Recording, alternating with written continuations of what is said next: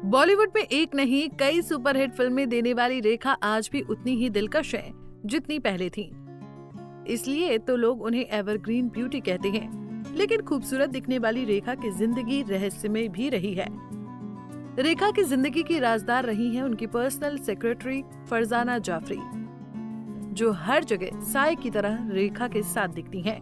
कुछ लोगों का मानना है कि वो रेखा की बहुत करीबी दोस्त है। रेखा के बेडरूम तक जाने की इजाजत बस उन्हें है, जबकि बाकी कर्मचारियों को इसकी इजाजत नहीं है। रेखा को मिलने से पहले हर शख्स को पहले फरजाना की अनुमति लेनी पड़ती है। वहीं कुछ मीडिया रिपोर्ट्स में फरजाना और रेखा के बीच लिव इन रिलेशनशिप का आरोप लगाया गया था, लेकिन इसे रेखा की जीवनी रेखा द अनटोल्ड स्टोरी के लेखक यासिर उस्मान ने पूरी तरह से गलत और मनगढ़ंत बताया था। फरजाना कौन है और रेखा से मिली कैसे, चलिए इस बारे में आपको बताते हैं। दोनों का रिश्ता करीब 3 दशक पुराना है और इतने सालों तक फरजाना वफादारी निभाती दिखी है। रेखा द अनटोल्ड स्टोरी के लेखक यासिर उस्मान के अनुसार रेखा और फरजाना जाफरी के बीच एक रहस्यमय रिश्ता है। फिल्म जगत में हर कोई जानता है कि रेखा उनके बिना कभी कहीं नहीं जाती। फरजाना ने अपने करियर की शुरुआत एक असिस्टेंट डायरेक्टर के रूप में की थी, लेकिन जल्द ही उन्हें ये एहसास हो गया कि ये काम उनके लिए नहीं है।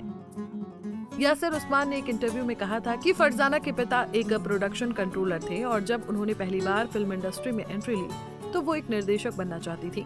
उन्होंने कुछ फिल्मों में सहायक निर्देशक के रूप में काम किया, लेकिन फिर उन्होंने फैसला किया कि ये काम उनके लिए नहीं है। इसी बीच वो रेखा के संपर्क में आ गयी और 80 के दशक में सेक्रेटरी कम मैनेजर बन गयी। बस तब से ये साथ ऐसे ही बना है।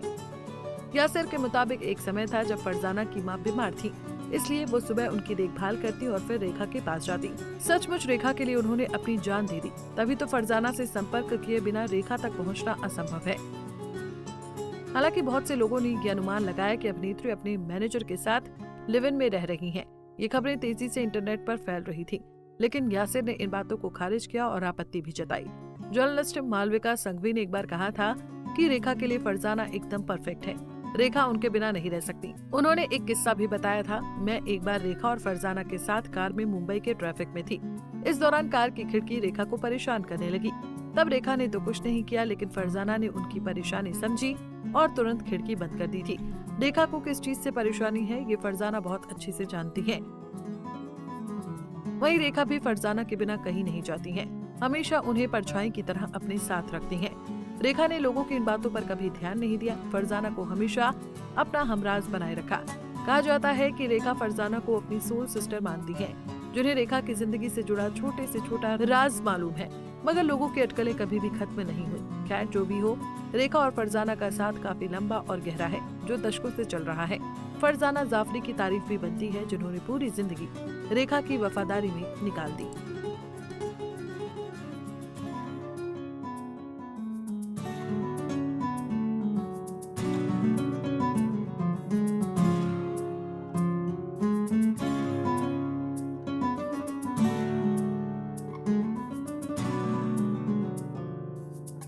ऐसे ही और वीडियोस के लिए आप नारी के पेज को YouTube पर सब्सक्राइब, फेसबुक पर लाइक और इंस्टा पर फॉलो करना ना भूलें।